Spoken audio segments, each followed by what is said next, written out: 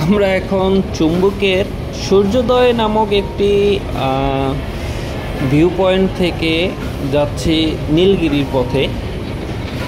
এই রাস্তা বা একটু ভয়ানক রাস্তা।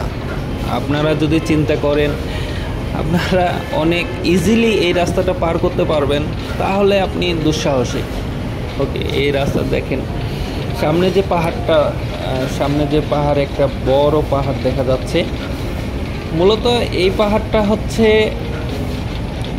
এম্পু পাহাড়। আমরা এখন এম্পু পাহাড়ে ওঠার জন্য সামনে যাচ্ছি। প্রতিটি মোড়ে মোড়ে আপনি চিন্তা করতে পারবেন না, প্রতিটি মোড়ে মোড়ে যে বাঁকগুলো আছে, রাস্তার যে বাঁকগুলো, সামনে একটি মসজিদ আছে। এই মসজিদটি নীলগিরি যাওয়ার পথে একটা কেন্দ্রীয় জামে মসজিদ। ওকে, আমি যেটা বলতেছিলাম, এই যে লোহার ব্রিজ, রাস্তায় কোনো সেফটি নাই। সেফটি যেটাকে বলে আইল্যান্ড, মানে রাস্তার পাশে যেটা থাকে তার উপরে রাস্তা সংস্কারের কাজ চলতেছে। সব মিলিয়ে থানচি নীলগিরি রোডের যে আপনার রোমাঞ্চকর যে একটা অভিজ্ঞতা হবে আপনি চিন্তা করতে পারবেন না। নীলগিরি আসলে সমুদ্রপৃষ্ঠ থেকে প্রায় 2200 ফিট উঁচুতে অবস্থিত। এই 2200 ফিট আপনি বান্দরবন শহর থেকে যদি চিন্তা করেন অ্যারাউন্ড 50 কিলোমিটার দূরে। আর এই রাস্তাটা পার করার জন্য আপনি যদি প্রথমবার নীলগিরি এসে থাকেন, কিংবা আপনি যদি প্ল্যান করে থাকেন যে প্রথমবার আপনি নীলগিরি যাবেন, তাহলে আপনাকে বুকে একটু সাহস নিয়েই সামনে এগিয়ে যেতে হবে। কেননা খুব সাহসিক মানুষ ছাড়া নীলগিরি আসলে যাওয়াটা খুবই কষ্টকর। এই 50 কিলোমিটার রাস্তায় আপনি অনেক কিছু দেখতে পাবেন। মূলত এখানে একটু পর না, অনেক দূর এক একটা বসতি, রাস্তার কাজ চলমান। আমরা যখন আসছি, ওকে, আমি যেটা বলতেছিলাম, অনেক দূরে এক একটা শহর অবস্থিত, এক একটা গ্রাম, শহর না, এগুলাকে বলবো পাহাড়ি যে পাহাড়ি গ্রাম অবস্থিত। রাস্তার দুধারে শুধু মানে পাহাড় আর পাহাড়। ভাই, আপনি নীলগিরিতে যাওয়ার জন্য আমরা গত সপ্তাহে বান্দরবনে আসছি 12 জনের একটা টিম। আমাদের মেন প্ল্যান ছিল নীলগিরি সঙ্গে বান্দরবনের আরও যে পাহাড়গুলো আছে এগুলাতে করার জন্য, এক্সপ্লোর করার জন্য। আসার পরে আমরা চিন্তা করলাম যে আগে আমরা নীলগিরি যাব।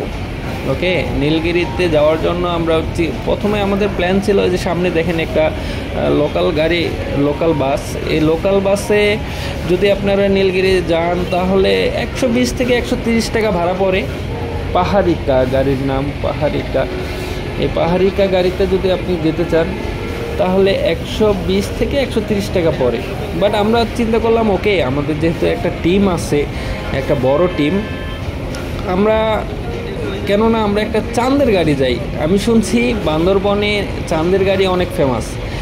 এই শোনা থেকেই আসলে প্ল্যান করা। তো আমরা অনেক দরদাম করে, ওরা 7,000 টাকা ভাড়া চাইছিল, আমরা অনেক দরদাম করে 4,500 টাকা ফিক্স করি। এরপরে আমাদের প্ল্যান হয়, ওকে ঠিক আছে, 12 জনের একটা টিম, চাঁদের গাড়িতে আমরা যাব নীলগিরি। ওকে, আমরা আসছি গত এপ্রিল মাস, মানে অনেকটা শুষ্ক মাস ছিল। শুষ্ক মৌসুমে ধুলা আসলে আপনার এগুলা কনসিডার করতেই হবে, কেননা পাহাড়ি অঞ্চল, অনেক গরমের মধ্যে পাহাড়ি রাস্তা, মানে বলার বাইরে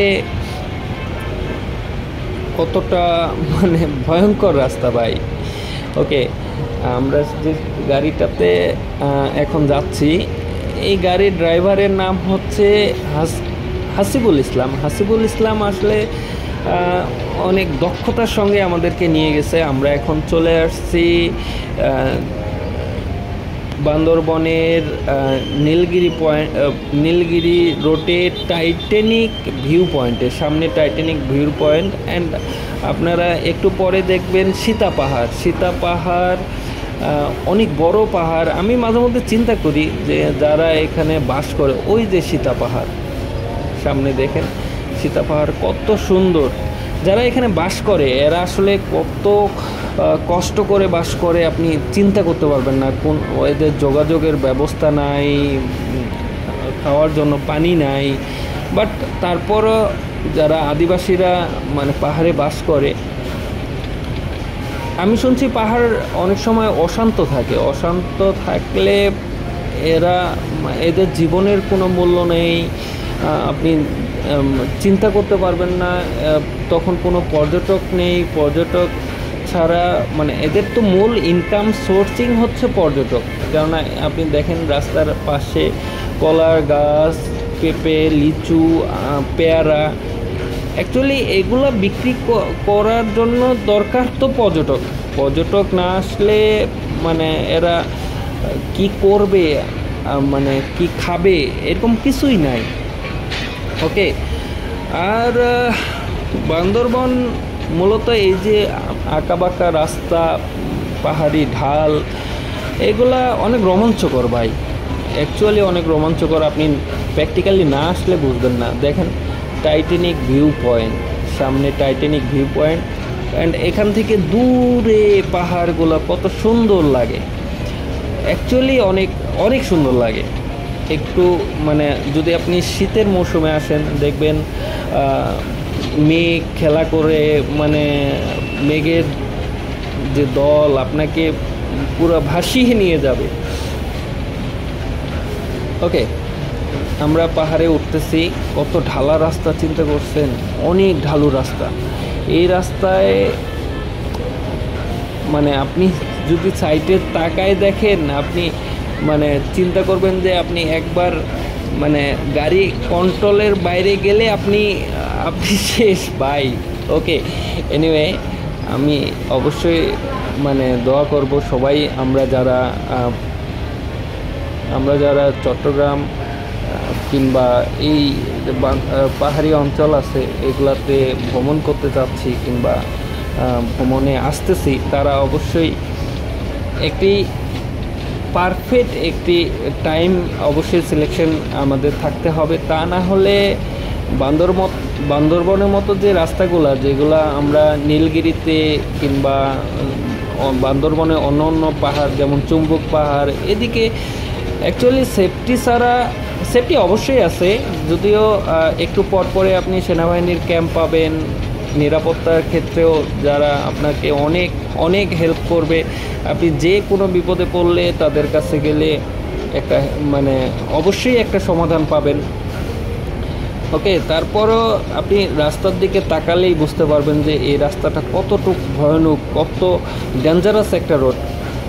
আপনি মানে যদি বাইক ট্যুর করতে চান, আমি সাজেস্ট করব আপনি যদি আগে পাহাড়ি রাস্তায় না যেয়ে থাকেন তাহলে আপনার বাইক ট্যুরটা স্কিপ করাটাই বেটার। কেননা নীলগিরির মতো এই রোড আপনি বাইক ট্যুরে কীভাবে, বুঝি না আপনি কিভাবে সাহস পাবেন এই রোডে বাইক ট্যুর করার জন্য। যদিও যারা লোকাল তারা অনেকে বাইক ইউজ করে, আমার হিসেবে বাইক ট্যুরে না যাওয়াটাই আপনার বেটার। আপনি বান্দরবন আসবেন, একটা চাঁদের গাড়ি রেন্ট করবেন, দেন আপনি ঘুরবেন, ওকে নীলগিরি যাবেন, নীলাচল যাবেন, এটা আমার কাছে এটাই পারফেক্ট।